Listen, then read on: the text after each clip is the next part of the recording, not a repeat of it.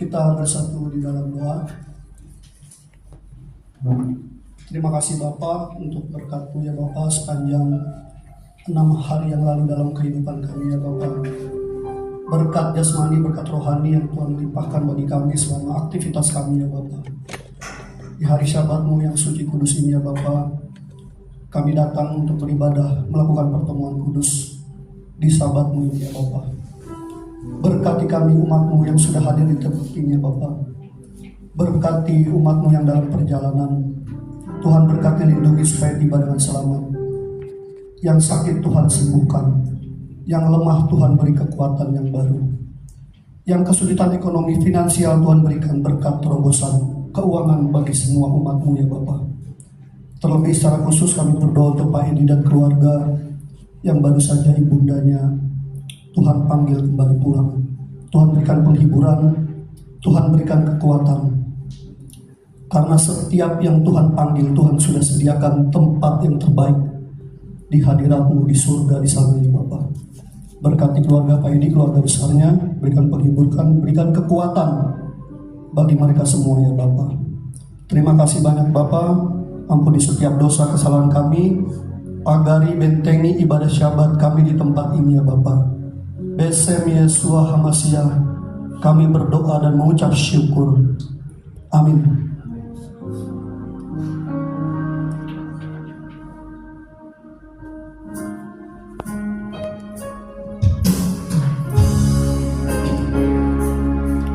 Katakan Bapa, Engkau sungguh baik.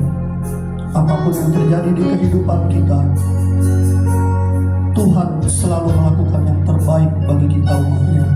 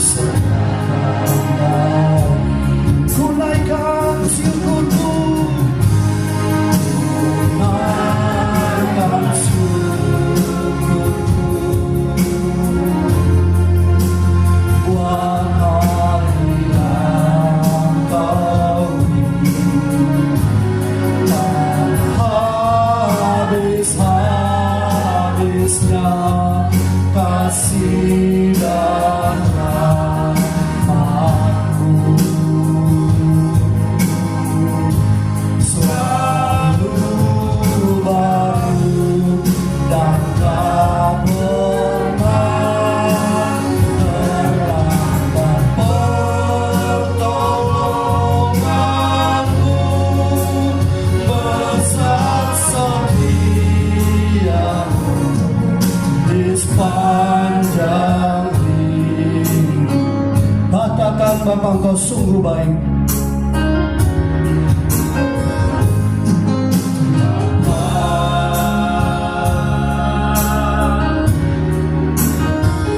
Engkau sungguh baik. Kasih-Mu melimpah di hidupku.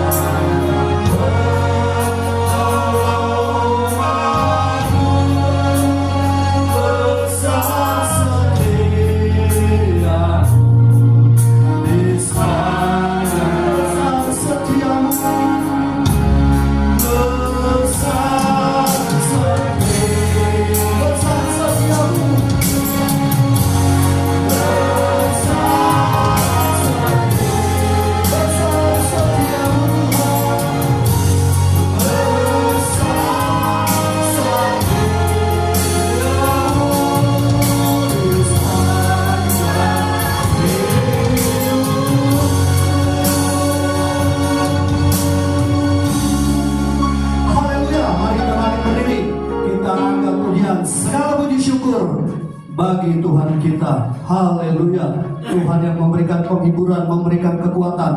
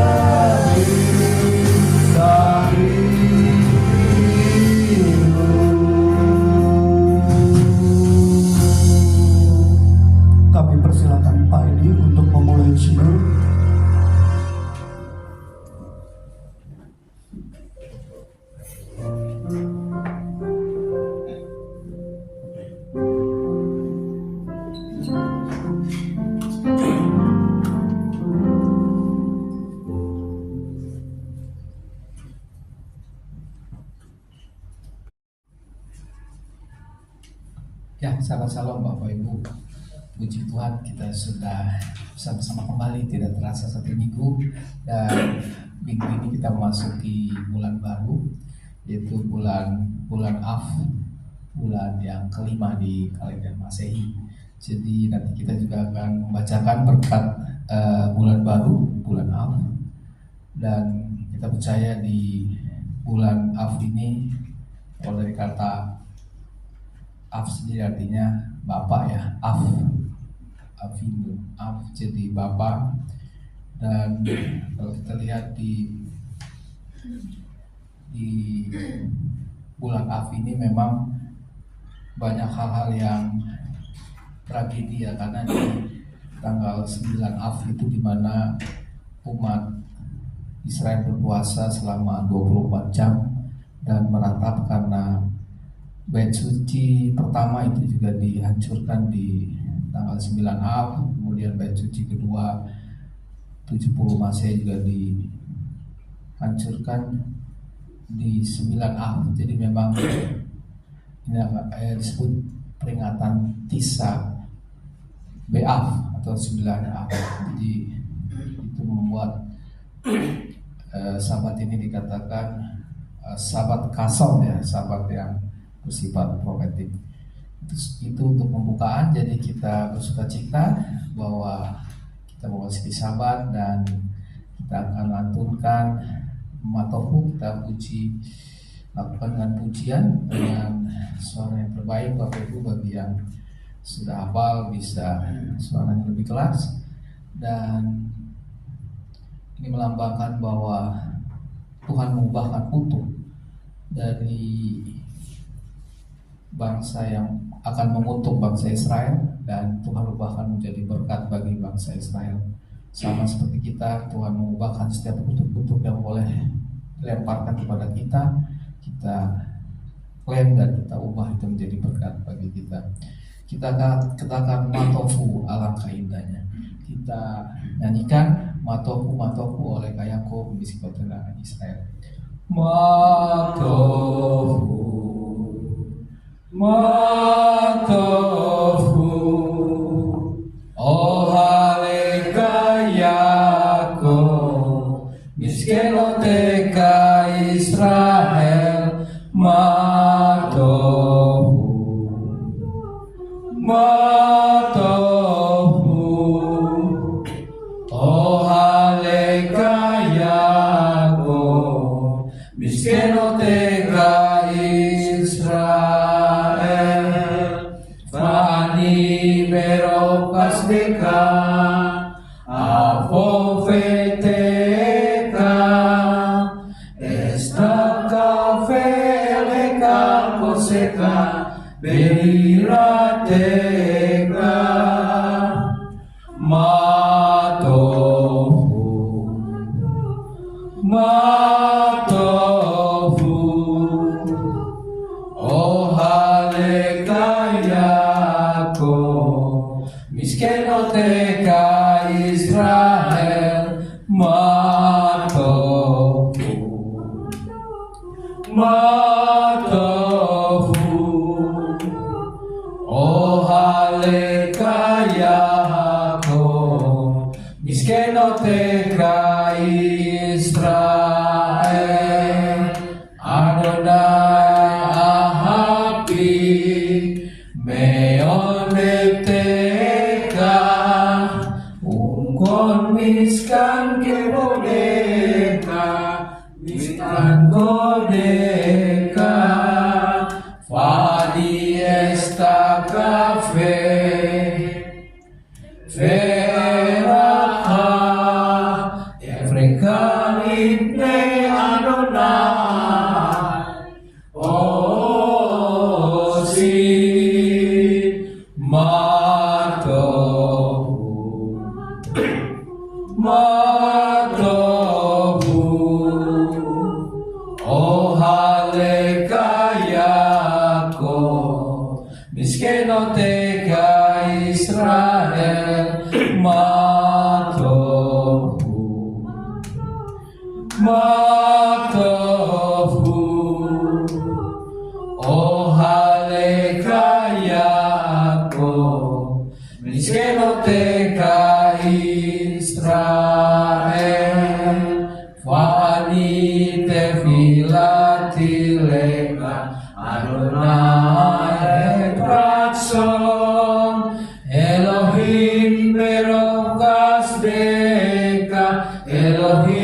berokas deka anemi bemeciseka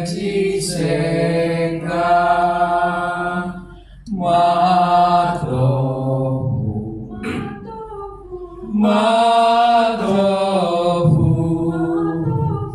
Oh halekayako miskenoteka Israel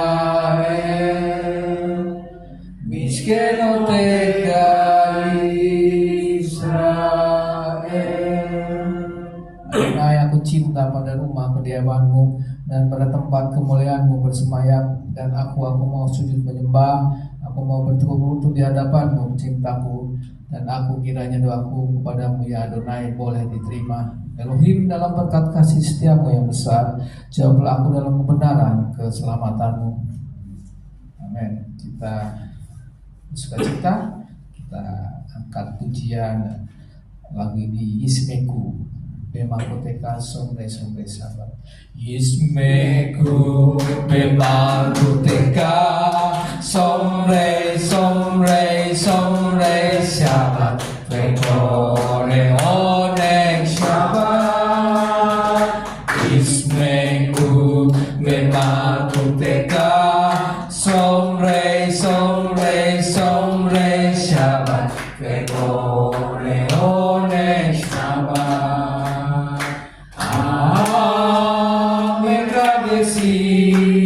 Mekadesi servi sabat ulang isbeku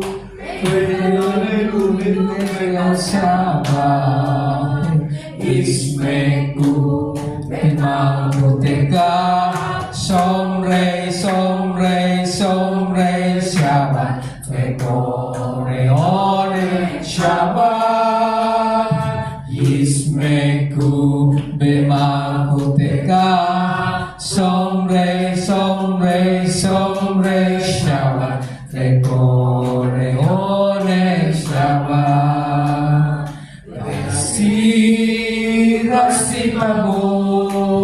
rasi tabo venidas po kendam yami koto karata ismeku bemakoteka somre sabat pekore one sabat ismeku bemakoteka somre sabat pekore one sabat zeker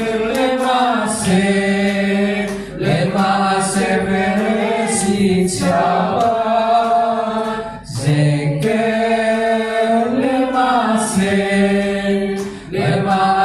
veresi sabat ismeku bemakoteka somre sabat pekore one sabat. Bersukacitalah dalam kerajaan-Mu mereka yang menjaga sabat dan menyebutnya kesenangan, dan mereka yang menguduskan sabat akan bersukacita oleh kebaikan-Mu. Hari ini adalah hari pesta dalam roh bagi Israel, dikuduskan dan diberkati oleh-Mu, hari yang paling mulia dari antara hari-hari lain, lambang sukacita penciptaan. Kita akan memasuki Mazmur 92. Kita akan bersaut-sautan, dan nanti sebelum kita lanjutkan Sadika Samar, kita sama-sama untuk membacakan di ayat terakhir. Kita akan bacakan dalam bahasa Indonesia. Saya akan mulai. Mazmur nyanyian bagi hari Sabat adalah baik yang menyanyikan syukur kepada Adonai, dan untuk menyanyikan mazmur bagi nama-Mu ya yang maha tinggi, untuk memberitakan kasih setiamu di waktu pagi dan kesetiamu di waktu malam, dengan bunyi-bunyian 10 tali dan dengan gambus, dengan iringan kecapi. sebab telah Tuhan aku bersukacita. ya Adonai dengan pekerjaanmu, karena perbuatan tanganmu itu akan bersorak-sorai. Betapa besarnya pekerjaan-pekerjaanmu ya Adonai, dan sangat dalamnya rancangan-rancanganmu. Orang bodoh tidak akan mengetahui, dan orang bebal tidak akan mengerti hal itu. Apabila orang-orang fasik bertunas seperti tumbuh-tumbuhan, dan orang-orang yang melakukan kejahatan berkembang, ialah supaya mereka dipunahkan untuk selama-lamanya. Tapi engkau ditetapkan tinggi untuk selama-lamanya ya Adonai. Sebab sesungguhnya musuhmu ya Adonai, sebab sesungguhnya musuhmu akan binasa, semua orang yang melakukan kejahatan akan dicerai-beraikan. Tapi kau tinggikan tandukku seperti tanduk banteng, aku dituangi dengan mimbar. Mari kita katakan sama-sama. Mataku memandangi seterusku, telingaku mendengar perihal orang-orang jahat yang bangkit melawan aku. Kita nyanyikan. Sari kata Magira dan es balvano Yisri setuli bebet Adonai behasrot Elohenu Yafriku Otienu Beseba Deseni Verani Yihu Lehahi Diasar Adonai Suri Velo Aflatamo Velo Aflatamo.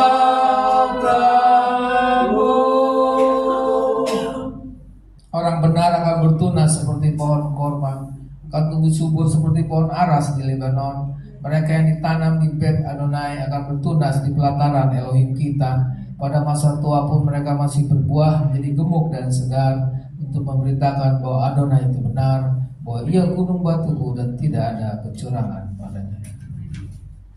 Saya undang Bapak Ibu untuk bangkit berdiri. Kita akan sema dan kalah.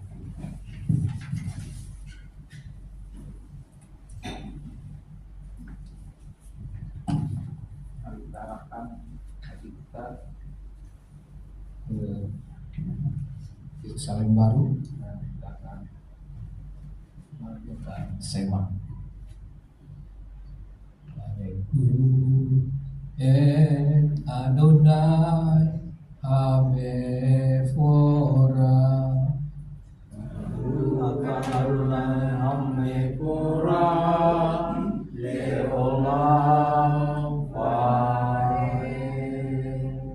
Baruch Adonai Hamefora Leolam Fae. Diberkatilah Adonai yang layak dipuja, diberkatilah Adonai yang layak dipuja selama-lamanya, diberkatilah Adonai yang layak dipuja selama-lamanya. Sema. Sema Israel Adonai Eloheinu Adonai Echad Baruch Shem Kevod Malkuto Leolam Pae. Dengarlah Israel, Adonai Elohim kita, Elohim Adonai Echad. Diberkatilah namanya, mulia kerajaannya untuk selama-lamanya. Beafta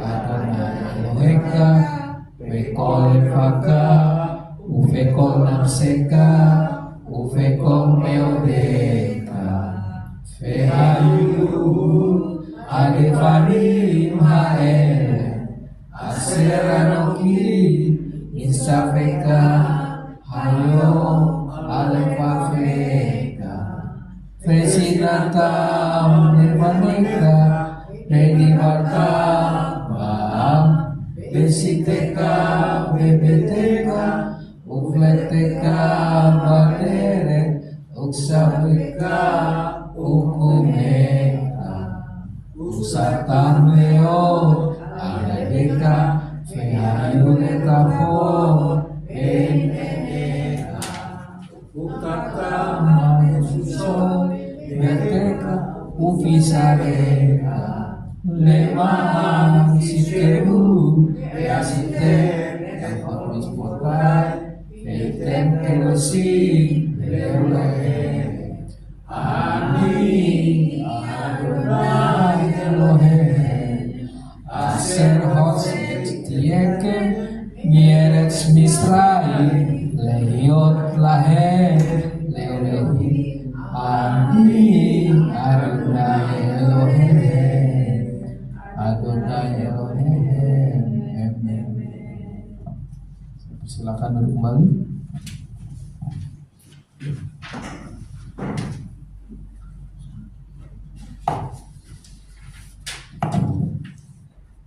Ya, kita akan memasuki doa berkat buat anak-anak dan cucu-cucu kita dimanapun mereka berada.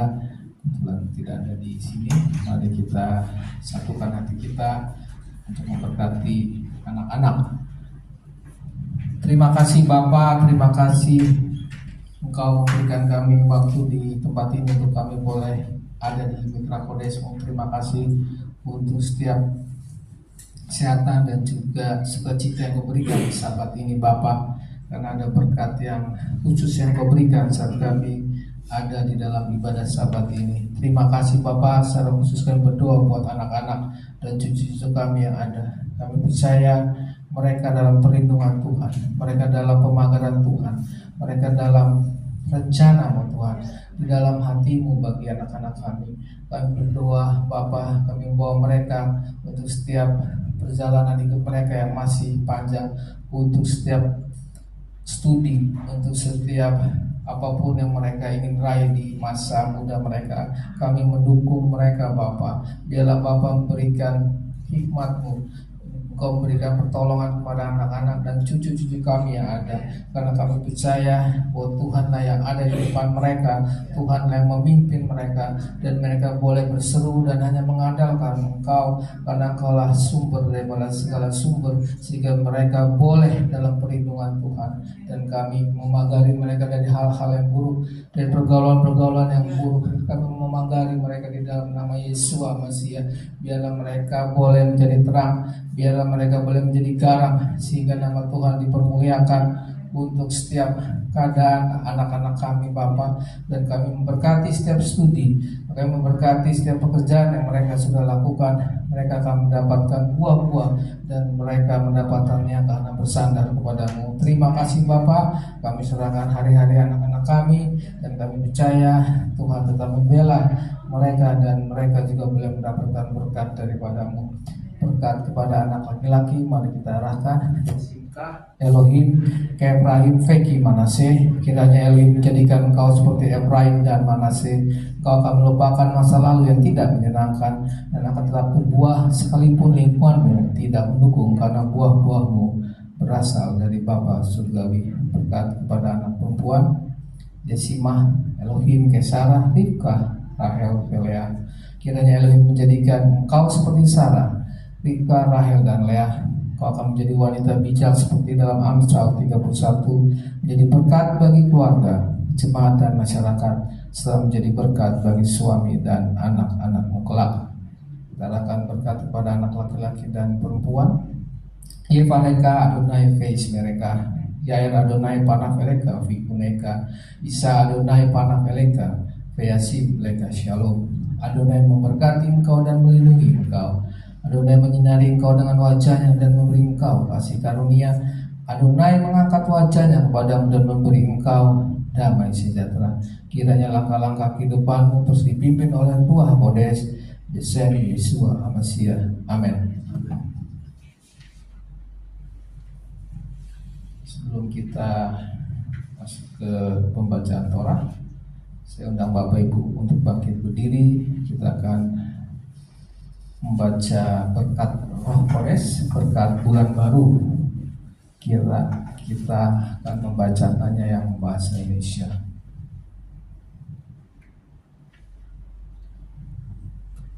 Mari kita baca bersama-sama. 1, 2, 3. Kiranya kehendak-Mu yang jadi ya Adonai, Tuhan kami dan Tuhan nenek moyang kami, bahwa Engkau memulai kami bagi kami bulan ini untuk kebaikan dan untuk berkat. Kiranya Engkau memberi kami umur panjang, kehidupan dalam damai, kehidupan yang penuh kebaikan, kehidupan yang penuh berkat, kehidupan berkelimpahan, kehidupan yang sehat, kehidupan di mana kami takut akan Engkau dan membenci dosa, kehidupan di mana kami tidak dipermalukan, kehidupan yang melimpah dan terhormat, kehidupan di mana kami mencintai Torah dan takut akan Elohim, kehidupan di mana Adonai memenuhi permintaan hati kami untuk kebaikan. Amin. Selah. Kiranya kehendak-Mu yang jadi ya Adonai, Tuhan kami dan Tuhan leluhur kami. Perbawailah kami di bulan baru ini oleh Yesua Hamasiah Adonai. Amin. Ya, silakan kembali.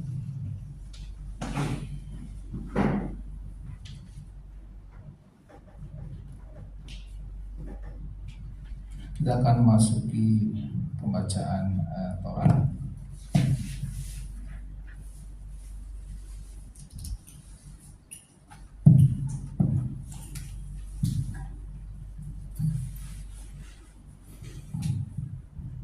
Mari kita naik ke Gunung Adonai, ke rumah Tuhan Yakub, supaya Ia mengajar kita tentang jalan-jalannya dan supaya kita menempuhnya. Sebab dari Sion akan keluar Torah dan firman Adonai dari Yerusalem.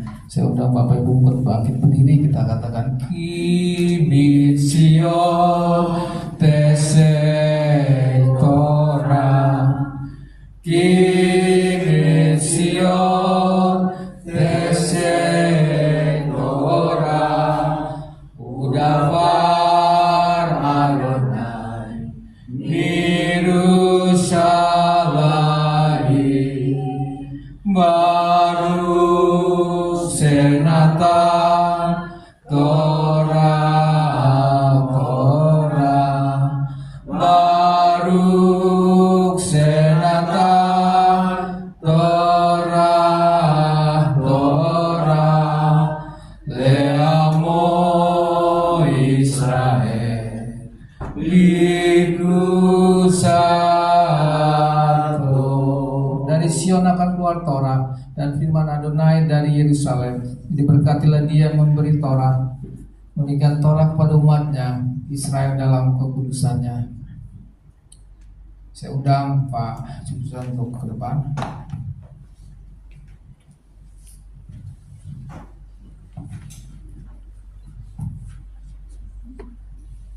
Dia memberkati leluhur kita Abraham, Ishak dan Yakub. Kiranya memberkati Pak Juprison dan Abraham yang telah datang untuk menghormati Tuhan dan Torah. Kiranya yang kudus diberkati Dia, memberkati dia dan keluarganya.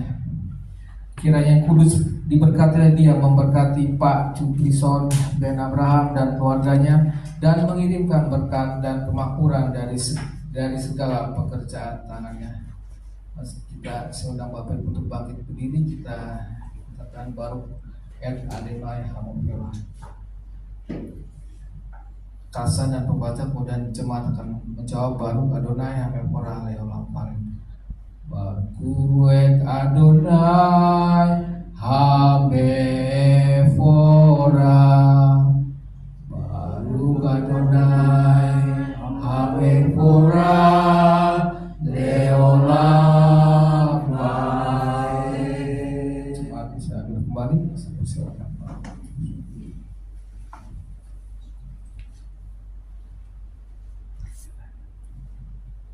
Baru Adonai Hamekora Leolam Baik. Diberkatilah Adonai yang layak dipuja untuk selama-lamanya. Baru ata Adonai Eloheinu melech haolam, aser bakar banu mikol haamin, benatan lanu etoratu. Baru ata Adonai noten hatorah. Diberkatilah Engkau Adonai Tuhan kami, Raja semesta alam, yang telah memilih kami dari antara bangsa-bangsa dan memberikan kami Torah. Diberkatilah Engkau Adonai yang memberikan Torah. Devarim 1 sampai Devarim 1 ayat 1 sampai 8.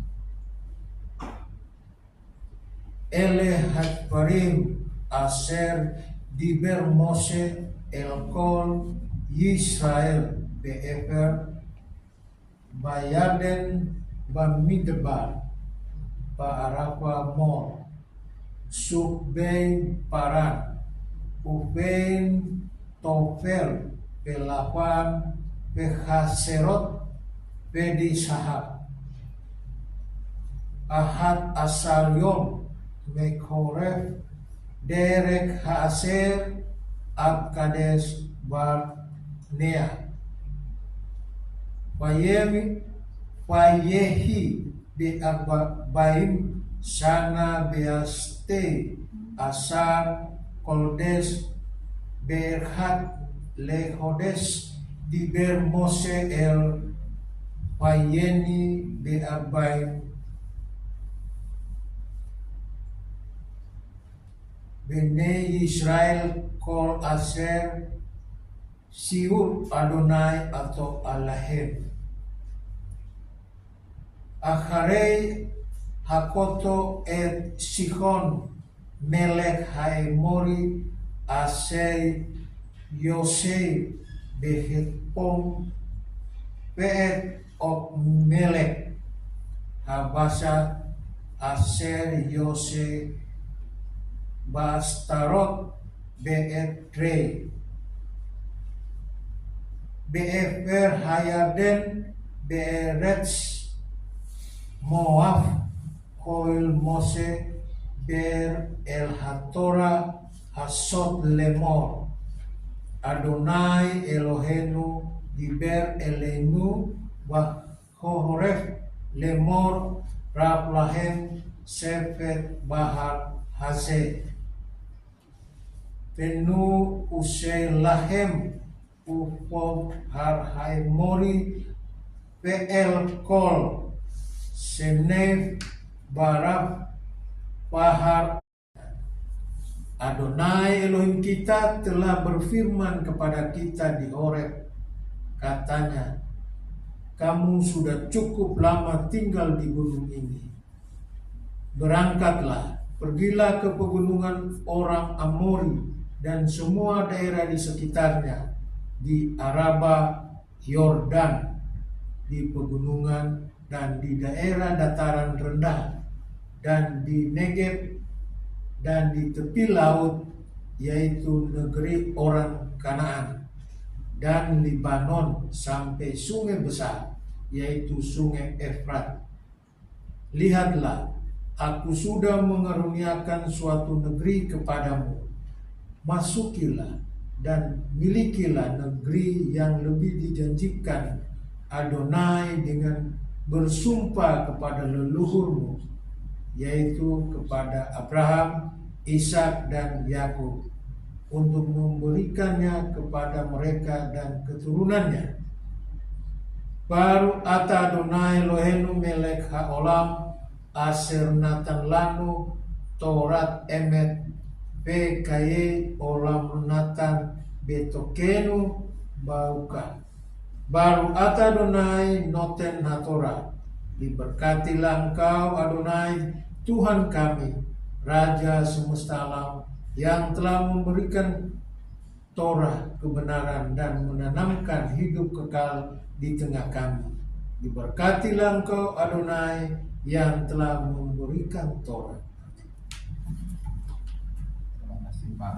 Sudah kita bangun berdiri, kita respon bacaan Torah, kita catat. Veson hatora aser samose libne Israel abi Adonai beyat Mose. Dan inilah Torah yang diberikan kepada anak-anak Israel atas perintah Adonai melalui tangan Mose. Masih berdiri kita katakan dan tanggapi dengan Eshayim. Kita nyanyikan Eshayim huruf pohon kehidupan.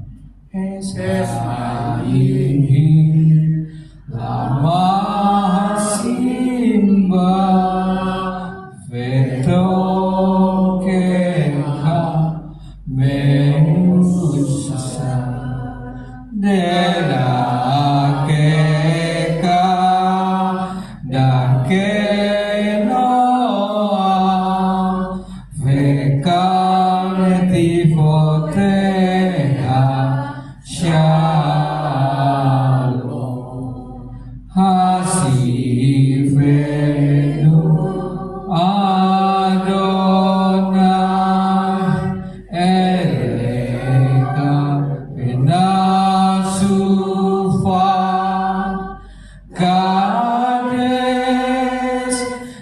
Kades Yamenu Kades Yamenu Mari kita bacakan bersama-sama. Itulah pohon kehidupan bagi barang siapa yang memegangnya dan barang siapa yang mendukungnya patut dipuji. Jalan-jalannya adalah menyenangkan dan lorong-lorongnya penuh kedamaian. Kembalikan kami junjungan kepadamu dan kami akan datang memperbarui hari-hari kami seperti yang dahulu. Amin. Silakan kembali.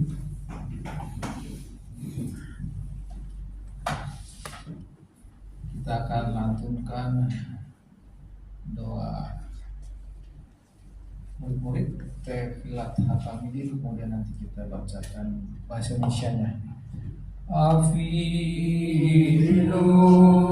seba samari ikade sema tamo maluka ya seresoka kira samai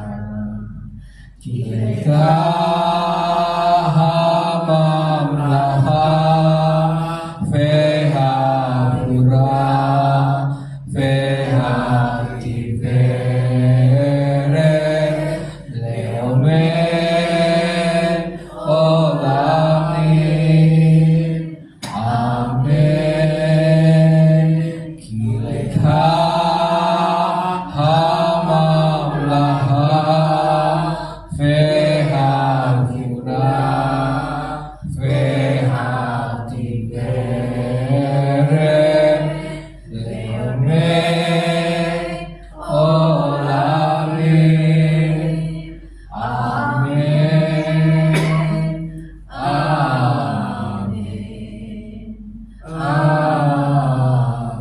Sudah untuk bangkit berdiri, kita akan membacakan dalam bahasa Indonesia. Bapa kami yang di surga, dikuduskanlah namamu, datanglah kerajaanmu, jadilah kehendakmu di bumi seperti di surga. Berikanlah kami pada hari ini makanan kami yang secukupnya, dan ampunilah kami seperti kami juga mengampuni orang yang bersalah kepada kami, dan jangan membawa kami dalam pencobaan, tapi lepaskanlah kami daripada yang jahat, karena Engkau yang punya kerajaan dan kuasa dan kemuliaan sampai selama-lamanya. Amin. Kita berdiri, kita akan ikrarkan ikrar persekutuan kita. Kita ikrarkan bersama-sama. 1, 2, 3. Dengan sukacita aku bersekutu dengan junjungan Yesua Masia, yang adalah jalan kebenaran dan kehidupan, sumber keselamatan kekal. Seperti cara yang tetap melekat pada pokok anggur, demikian aku tinggal dalam kasih-Nya dengan melakukan segala perintah-Nya. Aku ada seperti yang dikatakannya aku ada. Aku akan jadi seperti yang dikatakannya aku akan jadi. Kehidupan yang berbuah lebat bagi kemuliaan-Nya. Firman Tuhan itu pelita bagi kakiku dan terang bagi jalanku. Ia tidak akan kembali dengan sia-sia. Ia akan berhasil dalam perintah-Nya. Langit dan bumi akan lenyap, tetapi janji Tuhan kekal selamanya. Haleluya. Amin. Silakan kembali. Kita akan masuki untuk pembahasan parasa hari ini, tepat parasa Devarim dari Ulangan 1 sampai 3 ayat 22. Jadi parasa Devarim ini ditulis dalam 5 minggu terakhir sebelum Mose meninggal, dan diutamakan ini untuk generasi baru Israel yang akan memasuki tanah perjanjian. Jadi biasanya di parasa Devarim selalu dibarengi dengan Haftarah Yesaya pasal 1 yang dibuka dengan kata kasor, artinya visi penglihatan. Sehingga hari Sabat ini sering disebut sebagai sahabat kasor atau sahabat profesi. Artinya visi dari Tuhan ialah kemampuan untuk melihat sesuatu yang Tuhan melihatnya. Seperti tadi kita lihat bahwa bulan ini memasuki bulan Av. Jadi biasanya di tanggal 9 Av itu Tis'a B'Av, di mana umat Israel berpuasa 24 jam untuk meratap. Dan secara historis memang tanggal 9 Av ini banyak kejadian tragedi di mana penghancuran bait suci pertama itu 586 sebelum Masehi, bait suci kedua 70 Masehi, dan juga beberapa pengusiran orang Yahudi dari Spanyol.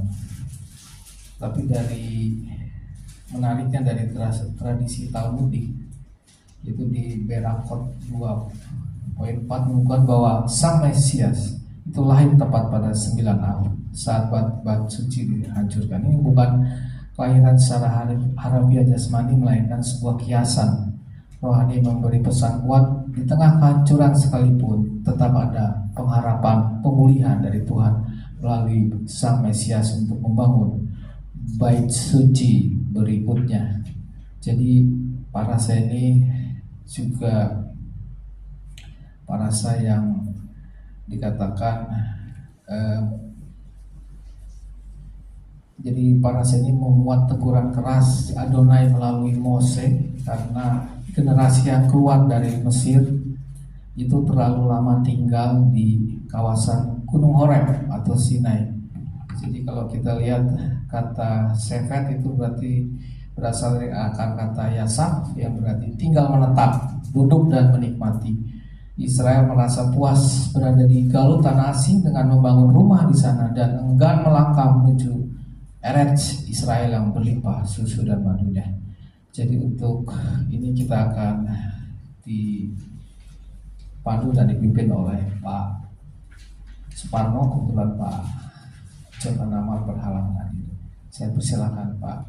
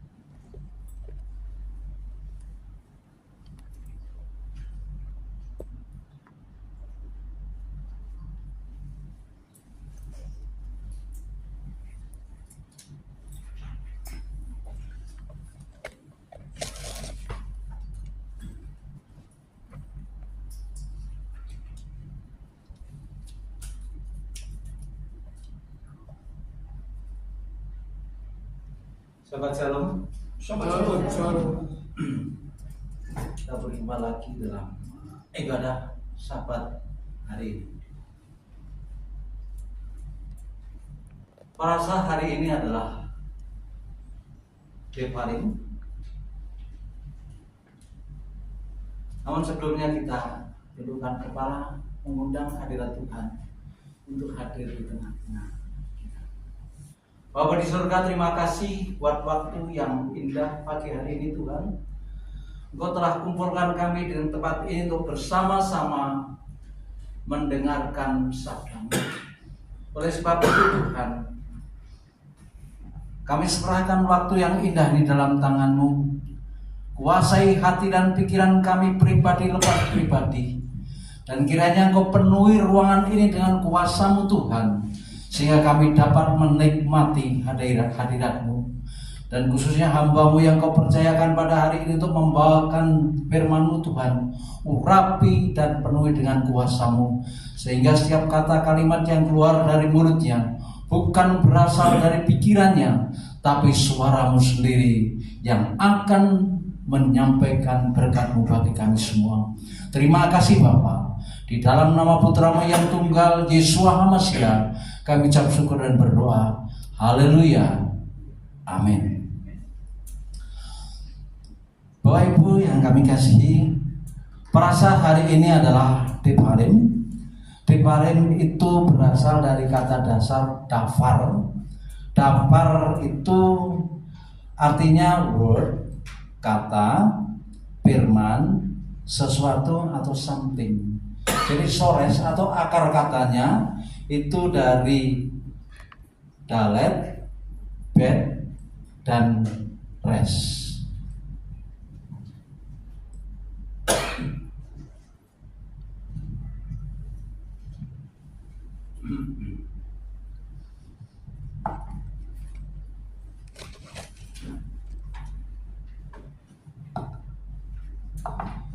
Parasa Devarim adalah bagian bacaan Taurat pertama dalam kitab Ulangan yang tercatat dalam Ulangan pasal 1 ayat 1 sampai dengan pasal 3 ayat 22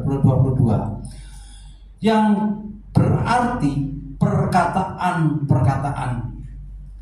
Musa menyampaikan ringkasan sejarah perjalanan bangsa Israel di padang gurun, pengangkatan para pemimpin, pemberontakan, pengintaian, dan kemenangan atas Raja Sihon serta Og. Berikut adalah ringkasan utama dari parasa Devarim ini. Pertama, prolog atau sejarah. Itu kita bisa baca dalam Ulangan pasal 1 ayat yang pertama sampai dengan yang kelima. Dia berbicara mengenai Musa mulai berkhotbah kepada seluruh orang Israel di seberang Sungai Yordan, tepat sebelum mereka memasuki tanah perjanjian. Kemudian yang kedua, penunjukan hakim-hakim. Ini dicatat dalam Ulangan pasal 9 sampai dengan 18. Beban pemimpin bangsa Israel yang besar membuat Musa mengangkat pemimpin-pemimpin yang cakap, bijak, berpengalaman atas suku-suku mereka. Selanjutnya, kisah pengintaian. Ini kita bisa baca di dalam ayat 19 sampai 45. Kegagalan Israel percaya kepada Tuhan di Kades Barnea akibat laporan negatif dari pengintai membuat mereka harus berputar-putar di padang gurun selama 40 tahun hingga seluruh generasi itu mati. Kemudian yang terakhir, perjalanan Musa untuk menuju ke tanah perjanjian. Itu kita bisa baca dalam parasa hari ini dari pasal 2 ayat 1 sampai dengan 3 ayat 22. Elohim memerintahkan Israel untuk tidak menyerang wilayah Edom, Moab, dan Amon. Sebaliknya, mereka mengalahkan Raja Sihon dari Hesbon dan Raja Og dari Basan yang menghalangi jalan mereka.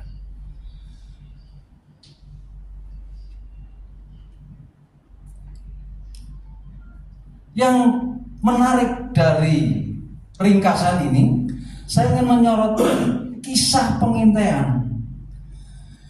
Kisah pengintaian ini ada 10 orang yang memberikan kabar negatif, atau kalau istilah sekarang hoak atau hoax.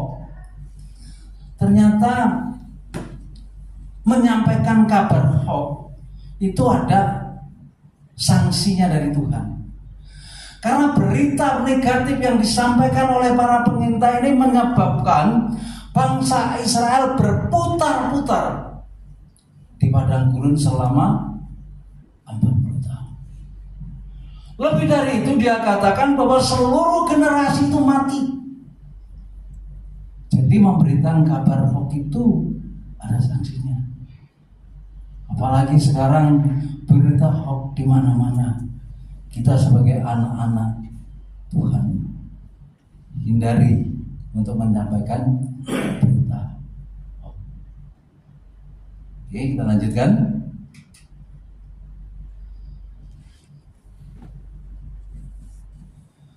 Dalam kitab Kejadian pasal 1, Tuhan menciptakan alam semesta dan isinya melalui firman atau sabda sebanyak 10 kali dalam masa penciptaan.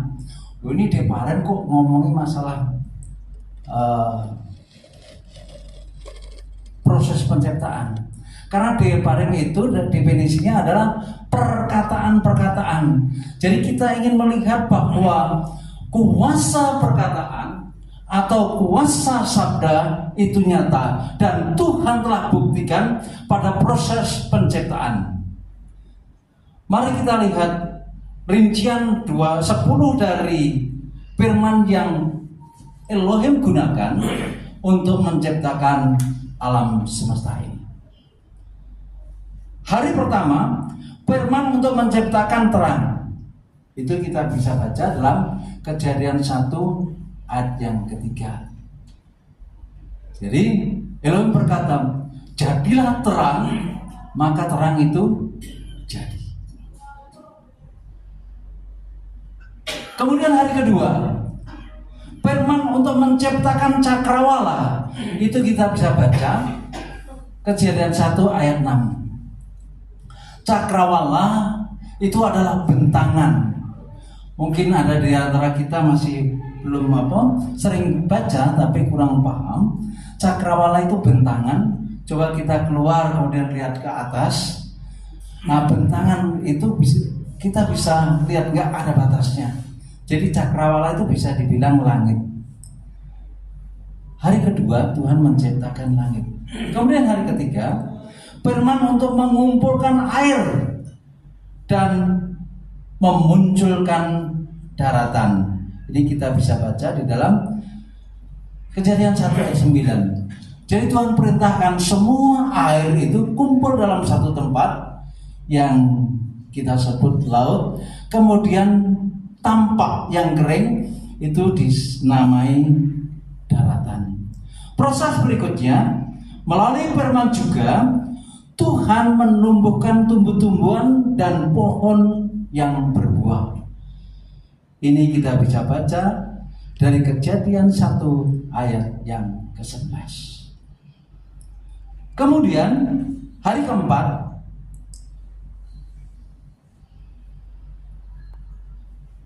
firman Tuhan untuk menciptakan benda-benda penerang. Matahari, bulan, bintang.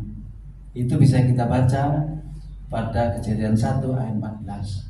Kemudian hari kelima, melalui firman Tuhan menciptakan binatang air dan burung. Ini dalam Kejadian 1 ayat 20. Selanjutnya, melalui firman juga Tuhan memberkati makhluk hidup di air dan di udara. Agar apa? Berprokreasi, berkembang biak. Itu kita bisa baca juga dalam Kejadian 1 ayat yang ke-22. Kemudian hari ke-6, firman Tuhan untuk menciptakan binatang darat. Jadi binatang darat itu dijadikan oleh Tuhan pada hari ke-6. Ini kita bisa baca pasal 1 ayat 24. Selanjutnya, melalui firman juga Tuhan menciptakan manusia menurut gambar dan rupa Elohim. Itu Kejadian 1 ayat 26. Berikutnya, melalui firman juga yang berisi mandat ilahi dan berkat bagi manusia. Kejadian 1 ayat 28. Mandat ilahi ini tujuannya apa? Supaya manusia menguasai bumi, kemudian berkembang biak dan memenuhi dan mengusahakan bumi.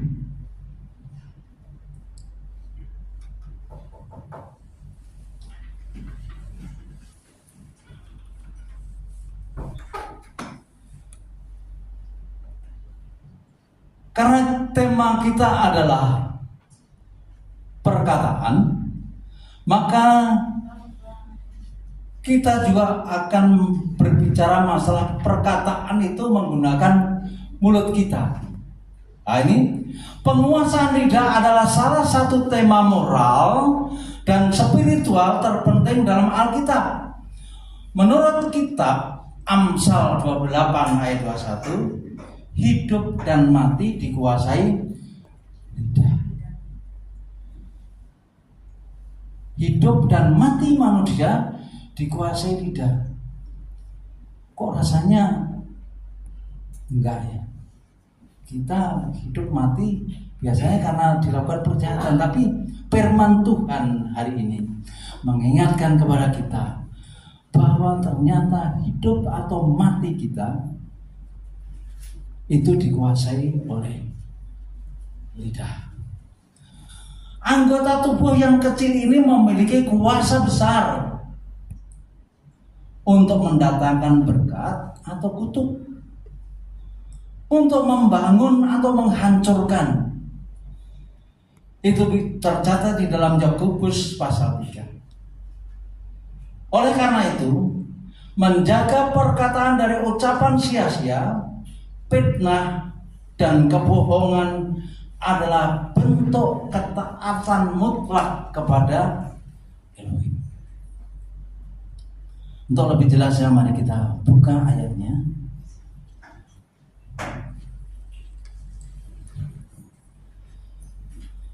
Yakobus 3 ayat 5-9, tapi saya ingin baca dari ayat yang pertama. Saudara-saudaraku, janganlah banyak orang di antara kamu menjadi guru. Sebab kita tahu bahwa sebagai guru kita akan dihakimi menurut ukuran yang lebih berat. Ini ayat ini ngeri banget ya. Untuk jadi guru nanti orang takut jadi guru. Katanya kalau jadi guru hukumannya lebih berat. Nah, kita lanjutkan. Apa maksudnya? Sebab kita semua bersalah dalam banyak hal. Barang siapa tidak bersalah dalam perkataannya, ia adalah orang yang sempurna, yang dapat juga mengendalikan seluruh tubuhnya. Jadi karena orang semua banyak melakukan kesalahan. Kalau orang yang nggak bersalah, itu berarti dia bisa mengendalikan lidahnya. Kalau lidah sudah dikendalikan, seluruh tubuh bisa dikendalikan. Ayat 3. Kita mengenakan kekang pada mulut kuda sehingga ia menuruti kehendak kita. Dengan jalan demikian kita dapat mengendalikan seluruh tubuhnya. Jadi kalau orang yang tinggal di Jakarta agak sulit untuk ketemu kuda. Kalau di kampung saya banyak kuda. Jadi saya kenal benar bagaimana orang untuk mengendalikan kuda ini. Jadi mulutnya dikasih kekang, ditarik kanan maka dia akan belok kanan, ditarik yang sebelah kiri maka dia akan belok ke kiri. Jadi kuda itu bisa dikendalikan pada tempatnya atau tidak. Coba kita perhatikan Bapak Ibu, lidah itu yang kecil, tapi tempatnya bukan di sembarang. Tempatnya di dalam, kemudian dipagari oleh gigi. Karena celakanya, karena ganasnya, karena berbahayanya, coba udah di dalam, dipagari oleh gigi, ditutup lagi dengan bibir, berlapis-lapis. Rupanya segitu bahayanya lidah itu. Oke? Ada lagi, di dalam mulut kita selalu dibasahi oleh air liur. Supaya apa? Supaya nggak membakar tubuh ini mungkin maksudnya Tuhan.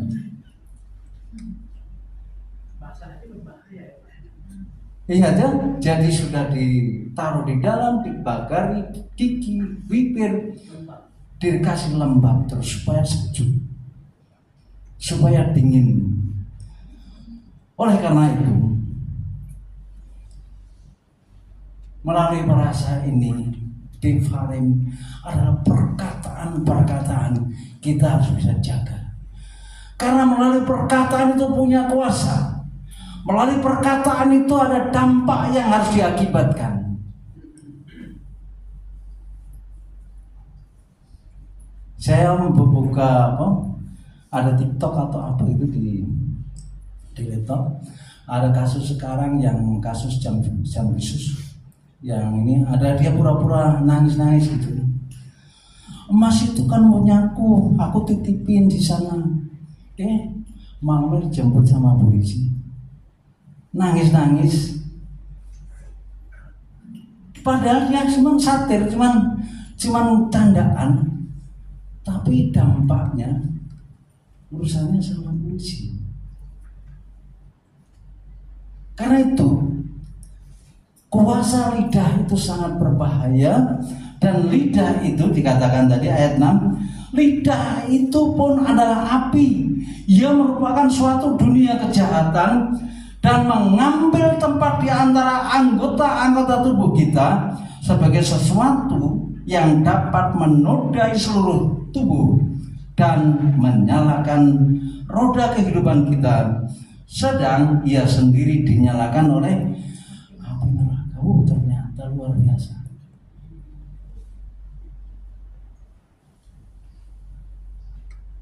Kita baru tahu bahwa begitu besarnya dampak dari perkataan itu. Dampak dari lidah yang jahat akan mencelakakan diri kita sendiri. Oleh sebab itu melalui firman Tuhan yang sudah kita bacakan di depan tadi, melalui firman Tuhan semua alam semesta ini dijadikan oleh Tuhan. Berfirmanlah maka itu jadi. Oleh sebab itu saya ingin mengajak kita semua untuk berhati-hati memperkatakan sesuatu yang negatif. Apalagi punya anak yang nakal gitu.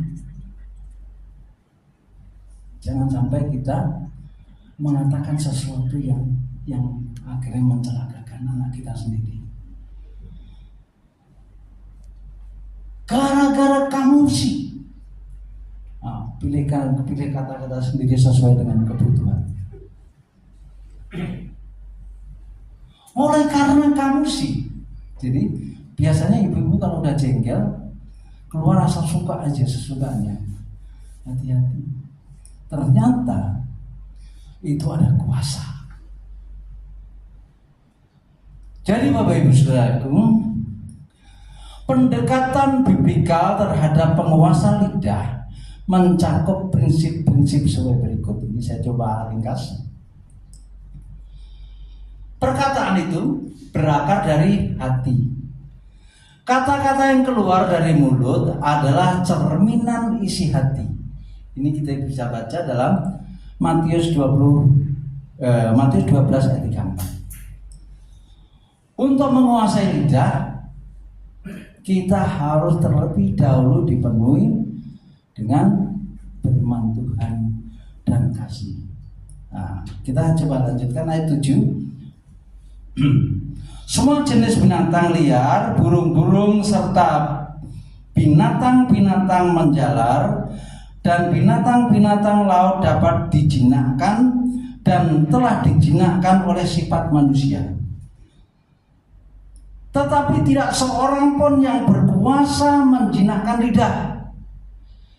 Ia adalah sesuatu yang buas, yang tidak dapat, yang tak terkuasai, dan penuh racun yang mematikan. Dengan lidah kita memuji Tuhan Bapa kita, dan dengan lidah kita mengutuk manusia yang diciptakan menurut Elohim. Ayat 8 tadi mengatakan bahwa tidak seorang pun yang mampu mengendalikan lidah. Oleh sebab itu di dalam Matius 12 ayat 34, kita perlu menyerahkan hidup kita. Kita perlu menyerahkan lidah kita supaya dikuasai oleh Tuhan.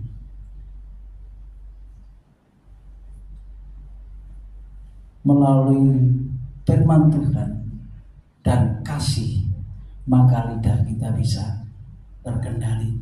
Karena Yakobus mengatakan bahwa tidak seorang pun dapat mengendalikan lidah itu kecuali Elohim. Yang kedua, menghindari kata-kata yang sia-sia. Setiap perkataan yang tidak membangun harus dipertanggungjawabkan di hadapan Tuhan.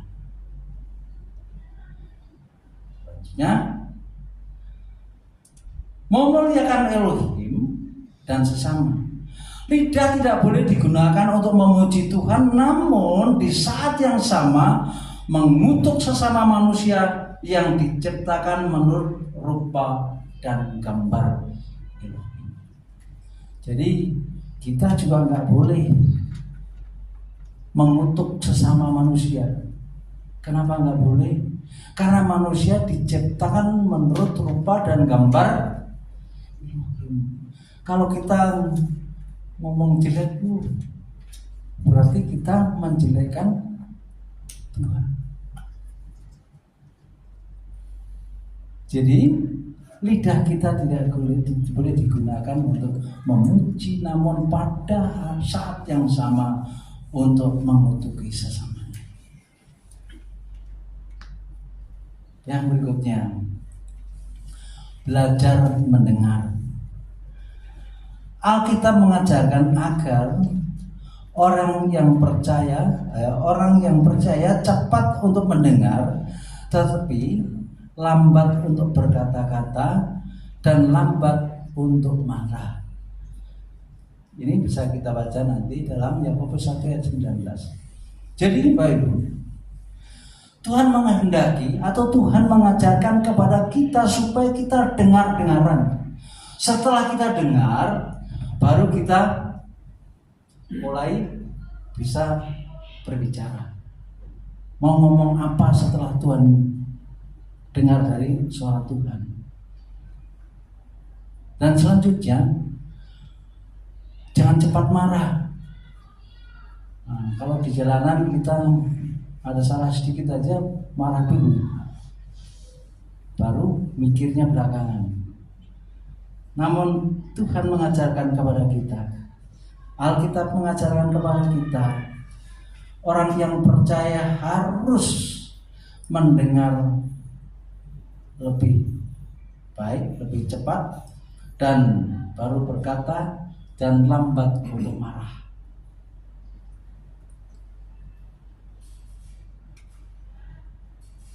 Kita lanjutkan.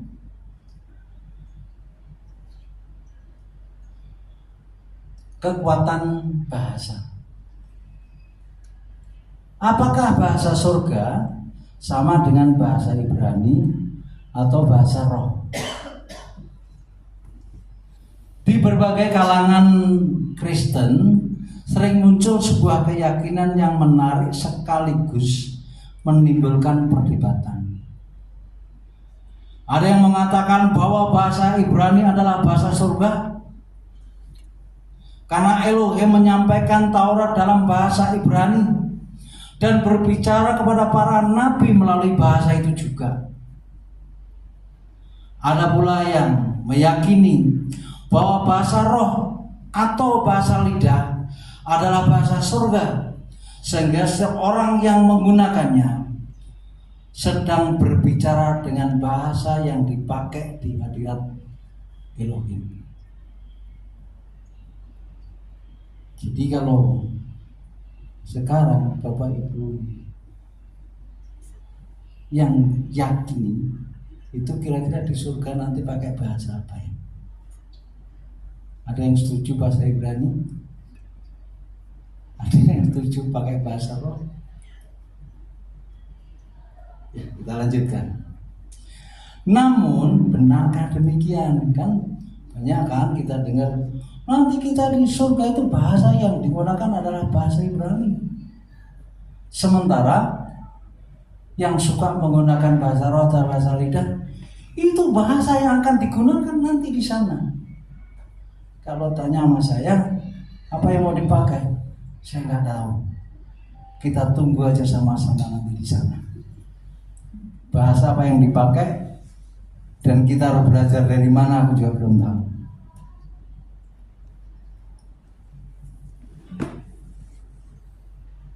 Namun benarkah demikian? Apakah Alkitab pernah secara eksplisit menyatakan bahwa bahasa surga adalah bahasa Ibrani? Atau bahasa lidah yang dijelaskan Rasul Paulus merupakan bahasa yang akan dipakai dalam kekekalan?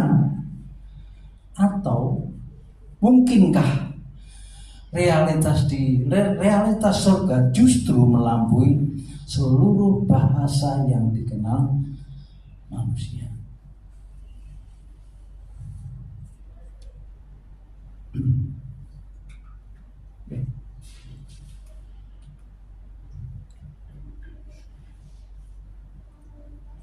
Dalam suratnya kepada jemaat di Korintus, Rasul Paulus menceritakan sebuah pengalaman yang sangat unik.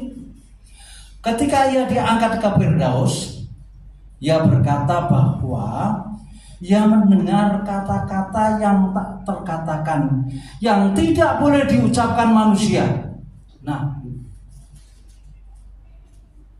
Rasul Paulus diangkat ke Firdaus, bahasa yang digunakan bukan bahasa manusia, bahasa baru yang tidak boleh diucapkan manusia. Sementara kita sibuk mempersoalkan bahasa. Ini yang paling benar, ini yang paling benar. Inti kita bisa baca dalam 2 Korintus 12 ayat 4. Pernyataan ini membuka sebuah jendela yang menarik. Mungkinkah komunikasi di surga memang berbeda di luar kemampuan seluruh bahasa manusia untuk mengungkapkannya? Jadi ada kemungkinan waktu di surga nanti bukan bahasa yang kita pakai sehari-hari ini. Ada bahasa baru menurut Rasul Paulus. Jadi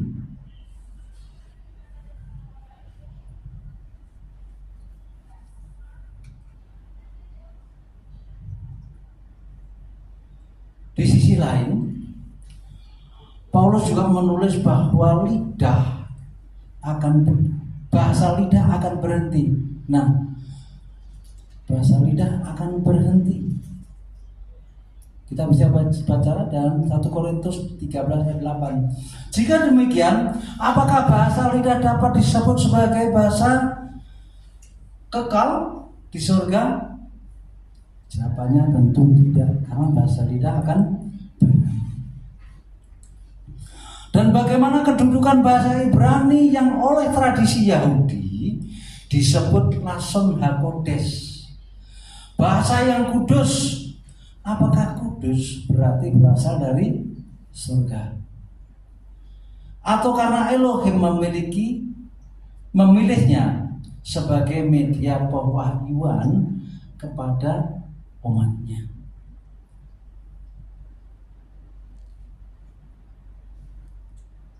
Dalam kasus ini kita akan mengkaji pertanyaan-pertanyaan tersebut melalui studi Alkitab, bahasa Ibrani, bahasa Yunani, serta filsafat Ibrani. Kita akan melihat bahwa Elohim memang memakai bahasa-bahasa manusia untuk menyampaikan firman-Nya. Memang Tuhan menggunakan bahasa kita untuk menyampaikan firman-Nya. Kalau pakai bahasanya dia, kita nggak ngerti. Karena Tuhan Maha Kuasa, Tuhan Maha Tahu, maka dia menggunakan bahasa manusia. Nah, setiap manusia punya bahasa masing-masing. Bahasa Batak bisa dengan bahasa Batak beda dengan bahasa Jawa. Bahasa Jawa beda dengan bahasa Toraja. Tapi Tuhan menyampaikan dengan bahasa masing-masing. Tujuannya apa? Supaya orang mengerti apa yang Tuhan mau.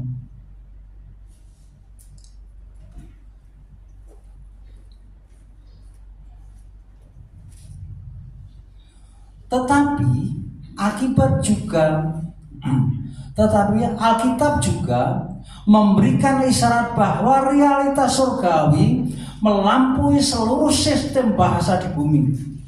Oleh sebab itu, tidak ada alasan bagi siapapun untuk membanggakan satu bahasa sebagai bahasa yang paling surgawi. Jadi, nggak ada yang kita bisa banggakan bahasa yang kita pelajari selama ini. Baik bahasa Ibrani, bahasa lidah atau bahasa roh, nanti juga dipakai.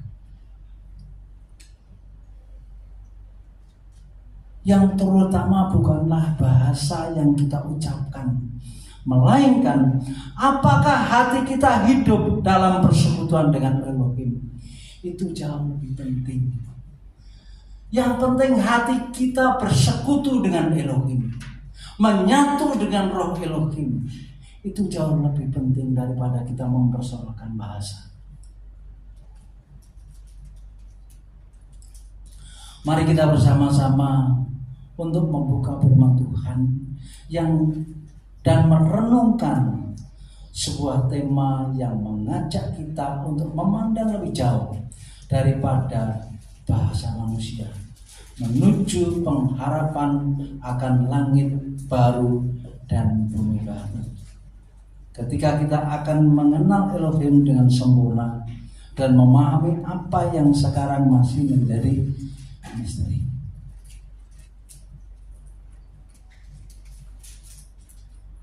Ini ada beberapa cara atau metode yang dapat kita gunakan untuk menggali pengenalan akan Elohim. Begitu banyak, namun saya akan mencoba ngambil beberapa bagian saja untuk dapat kita gunakan.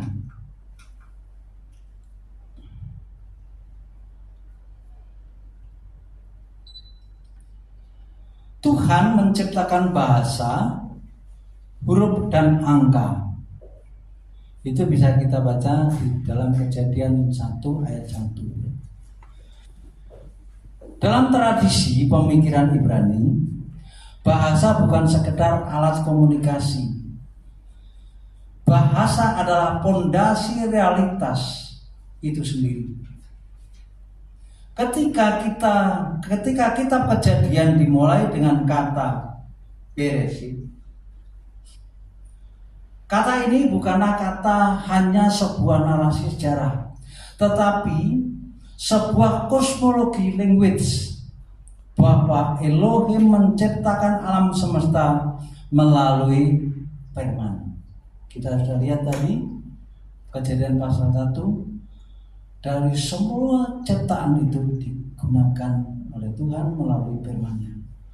Berfirmanlah Elohim, dalam bahasa Ibrani, Payomer Elohim, itulah pola yang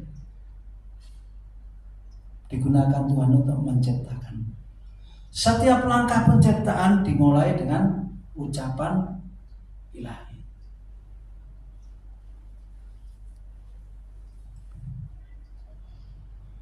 Konsep ini melahirkan pertanyaan mendalam. Jika demikian, penciptaan melalui firman, apakah bahasa, huruf, dan angka itu sendiri adalah bagian dari ciptaannya? Kemudian yang kedua, apakah alfabet memiliki realitas spiritual sebelum dunia fisik diwujudkan? Ini pertanyaan-pertanyaan yang harus nanti kita gali. Berikut adalah beberapa rujukan penting dari tradisi Yahudi yang menyingkap kebijaksanaan itu.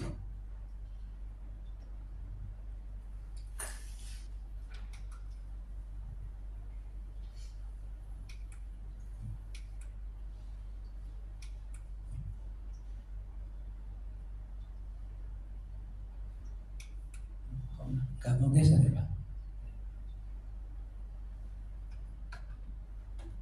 Oke. Pertama, menurut Midrash Rabbah, Alef, Tab sebagai simbol totalitas.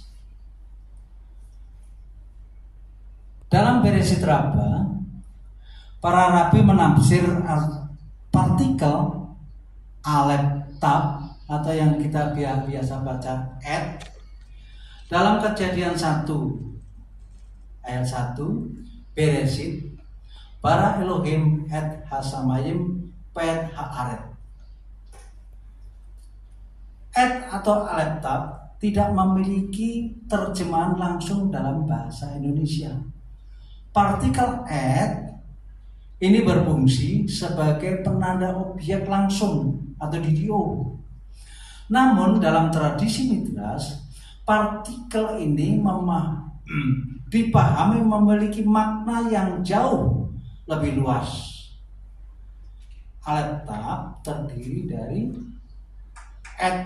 dari huruf pertama alef dan huruf terakhir tab dari alfabet, sehingga mencakup seluruh rentang alef sampai dengan tab, keseluruhan alfabet Ibrani. Jadi Tuhan menciptakan alam semesta ini menggunakan alef sampai dengan tab, 22 huruf itu Tuhan pakai. Contoh dalam Kejadian 1 ayat 1, pada mulanya Elohim menciptakan langit dan bumi. King James, in the beginning God created the heaven and the earth. Dalam bahasa Ibrani-nya, Bereshit bara Elohim et hasamayim pe'et ha'aret. Bereshit ini makna linearnya, harfiahnya in a beginning. Tapi King James menerjemahnya in the beginning. Apakah King James salah? Enggak, karena memang bahasa Inggris mereka bentuknya seperti itu. Nanti kita bahas di sesi berikutnya. Kemudian Bereshit bara, pada mula, in a beginning, bara created Elohim, Adonai atau Elohim. Jadi di sini bara itu adalah kata kerja untuk orang ketiga tunggal. Kemudian subjeknya Elohim, jamak, tunggal, jamak. Kata kerja tunggal, subjeknya jamak. Nah, di sini kita dapat menangkap ada napas Trinitas. Kata kerjanya tunggal, tapi subjeknya Elohim. Elohim ini kata dasarnya adalah Eloah.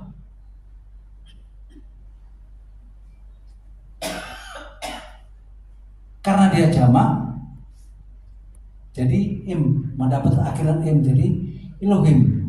Jadi kita jangan salah paham bahwa kalau gitu yang menciptakan ini rame-rame dong, jamak Elohim, lebih dari satu. Tapi enggak. Kenapa? Karena kata kerjanya bara. Orang ketiga tunggal laki-laki, dia sendiri yang menciptakan. Kalau kita baca dari Kudus, kemudian B, ini Sefer Yetzirah, huruf sebagai instrumen dan eksplisit tentang huruf sebagai alat penciptaan terdapat dalam Sefer Yetzirah. Yetzirah itu artinya kitab pembentukan. Salah satu teks mistis Yahudi paling awal.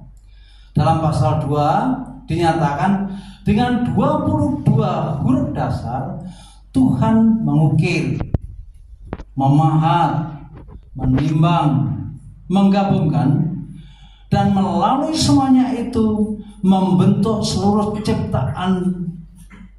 Dalam bahasa Ibrani disebut Be'esrim, Usetayim, Uteot, Yesod.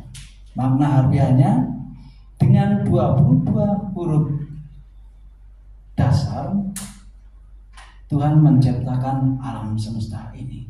Menurut Sefer Yetzirah, huruf bukanlah sekedar simbol bunyi atau alat tulis yang diciptakan manusia. Mereka adalah instrumen penciptaan yang Tuhan gunakan untuk membentuk alam semesta. Setiap huruf memiliki energi spiritual, bentuk geometris, dan nilai numerik yang berkontribusi pada struktur realitas. Inilah dasar mistis Yahudi bahwa seluruh alam semesta, dari partikel terkecil hingga partikel yang jauh, galaksi yang jauh, dibangun melalui huruf Ibrani. Jadi seluruh ciptaan ini dibangun melalui huruf Ibrani. Ini menurut Yetzirah.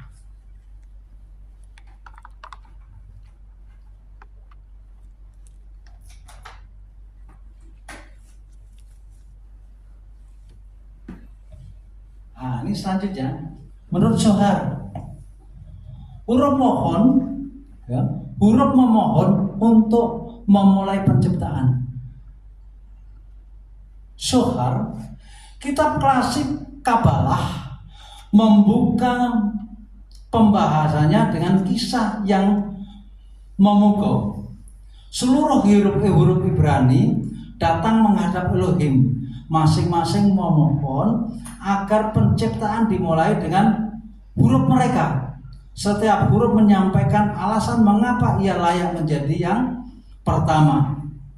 Jadi menurut Zohar ini beranggapan bahwa setiap huruf alif sampai dengan tab 22 huruf itu semuanya datang satu-satu menghadap Elohim. Waktu pencipta nanti pakai aku saja. Alif ngomong begitu, Bet juga ngomong begitu, pakai aku saja. Sampai dengan tab. Akhirnya Tuhan menetapkan satu. Apa yang Tuhan pilih? Tuhan memilih huruf Bet. Kenapa dia memilih huruf Bet? Karena dalam kitab Kejadian bahasa Ibrani dimulai dengan Beresit.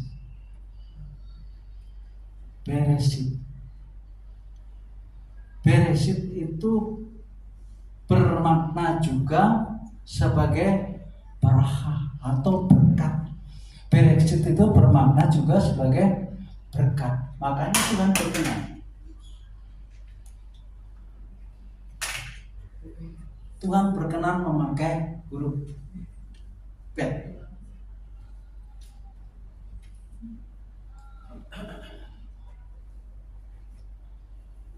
Barakah, berkat ini ada kaitannya dengan lutut.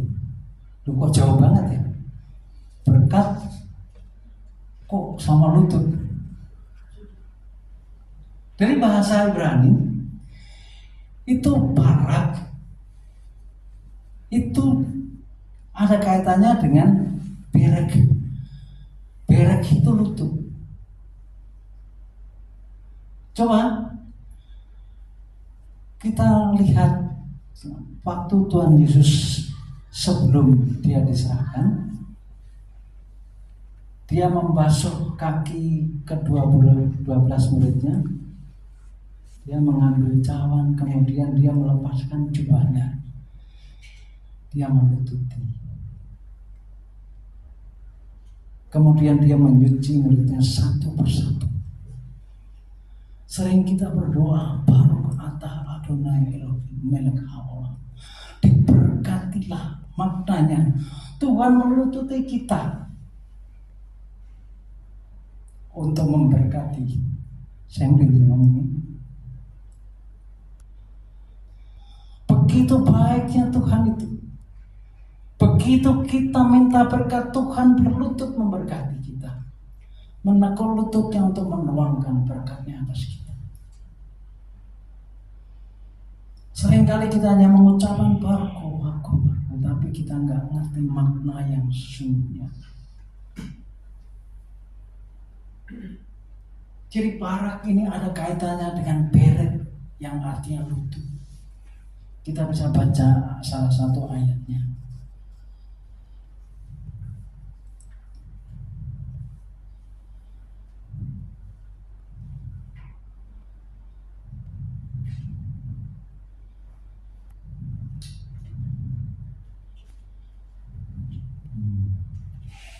Mazmur 95 ayat 6. Masuklah, marilah kita sujud menyembah, berlutut di hadapan Tuhan untuk menjadikan kita. Jadi berlutut ini kalau kita bisa baca dalam bahasa Ibrani di sana ada kata barak, berek, berlutut, sujud. Sujud atau berlutut itu juga bermakna menyerahkan diri, pasrah. Yang biasa kita gunakan bitakon itu berek, berlutut, pasrah, berserah diri kepada Tuhan. Sedangkan huruf alef itu mempunyai peran yang sendiri, yaitu mempunyai peran dalam urutan alfabet. Tidak dipilih untuk memulai kitab Kejadian, namun alef mendapat kehormatan lain. Ia menjadi huruf yang pertama dalam Anoki, akulah, pada 10 firman Tuhan. Dengan demikian, setiap huruf memiliki peran dan kehormatan sendiri dalam narasi penciptaan awal. Kalau B tadi digunakan untuk penulisan kitab Bereshit, kalau Alef digunakan untuk nama Elohim. Elohim itu awalnya dari kata Alef, El Shaddai, El Gibor, El Roi. Jadi semua untuk nama-nama Elohim itu menggunakan huruf Alef. Jadi semua huruf mempunyai peranan masing-masing. Tidak ada satu huruf yang tidak berfungsi. Alef itu adalah sifatnya dia silent, dia nggak berbunyi. Kenapa? Melambangkan Elohim. Elohim itu kan roh. Jadi tidak bisa dilihat. Coba kita melapakkan Alef walaupun nggak ada suaranya, orang pasti mengerti. Apa yang saya katakan pasti ibu bisa baca. Alef, ya kan? Silent, tapi orang bisa membaca apa orang itu sebut. Nggak ada suara tapi orang itu tadi, karena karakter Alef itu adalah silent, dia tidak bersuara. Karena karakter Elohim sifatnya roh, seperti angin, kita dapat rasain tapi nggak tahu bentuknya kayak apa. Kita dapat rasakan tapi nggak tahu datangnya dari mana. Karena Elohim adalah roh, maka Alef mendapat penghormatan sebagai nama Elohim. Kisah ini menunjukkan bahwa dalam tradisi Kabalah itu para kabalis, huruf dipandang memiliki realitas spiritual yang hidup.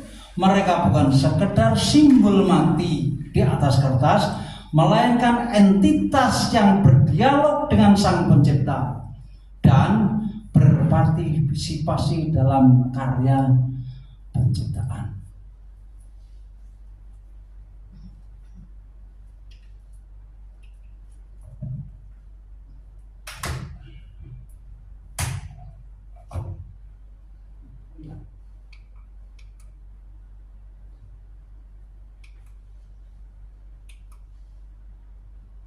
Oke. Selanjutnya, ini kita akan bahas mengenai huruf Ibrani. Bereshit itu terdiri dari dua kata, P dan Reshit. P itu sendiri dia bentuk kontrak, singkatan dari Betok. Betok itu di tengah-tengah.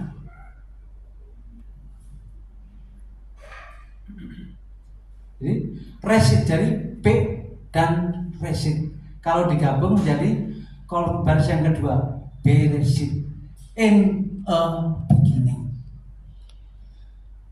Nah, kemudian kalau itu dilapalkan menjadi in the beginning, penulisannya harus seperti yang baris ketiga, P ditambah H Reshit, B H baru Reshit. Pada permulaan, bukan pada mulanya, pada permulaan.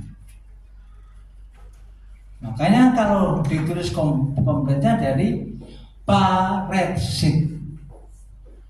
Bereshit. Nah, kalau Bereshit ini bentuk ini adalah bentuk perfect. Sementara untuk Tuhan nggak boleh menggunakan bentuk perfect, itu artinya sudah rampung. Kita harus menggunakan imperfect, yaitu Sheva yang paling atas itu bet titik 2 di bawah itu bentuk imperfect, artinya belum rampung. Karena Tuhan kita adalah eser detik para. Yang dulu ada, sekarang ada, dan terus ada dengan segala kemuliaannya. Oleh sebab itu penulisan Bereshit gak boleh dengan Bereshit, harus dengan B, harus imperfect, artinya belum rampung.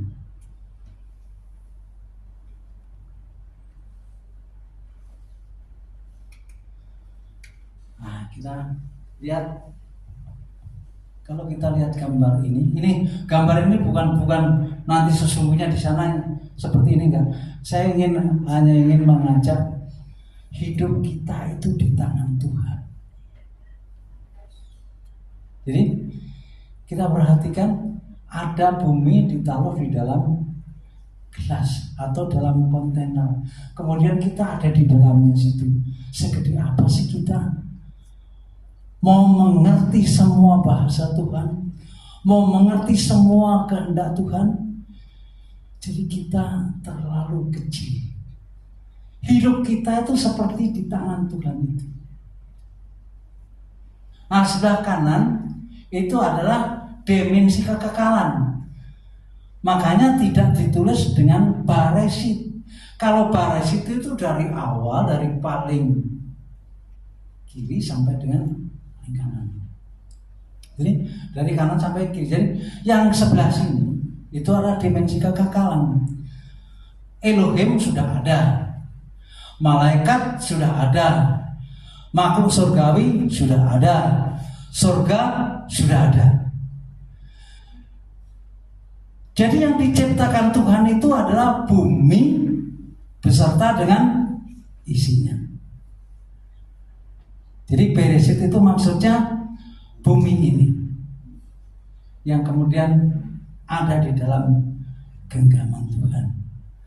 Karena itu kita ini terlalu kecil untuk mengerti segala rencana Tuhan.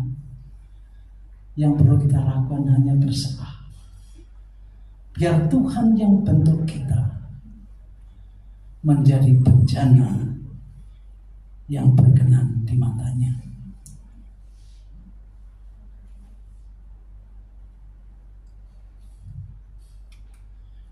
Ini akhir dari firman Tuhan. Renungan firman Tuhan hari ini menyoroti hikmat. Ini agar kita senantiasa menjaga perkataan. Berikut adalah prinsip utama dalam menguasai lidah. Jaga hati. Perkataan yang keluar merupakan cermin isi hati. Jika kita dipenuhi kebaikan, pengampunan dan firman Tuhan, maka yang terucap adalah kata-kata yang membangun. Yang kedua, berpikir sebelum berbicara. Sebelum melontarkan sesuatu, pastikan perkataan tersebut benar, membangun, bermanfaat, dan disampaikan kepada waktu yang tepat. Kemudian yang terakhir, pilih kata-kata yang positif. Hindari gosip, kata-kata sinis, atau janji kosong yang bisa menyakiti perasaan sesama. Sebaiknya gunakan lidah untuk memuji Tuhan dan memberkati orang lain. Amin.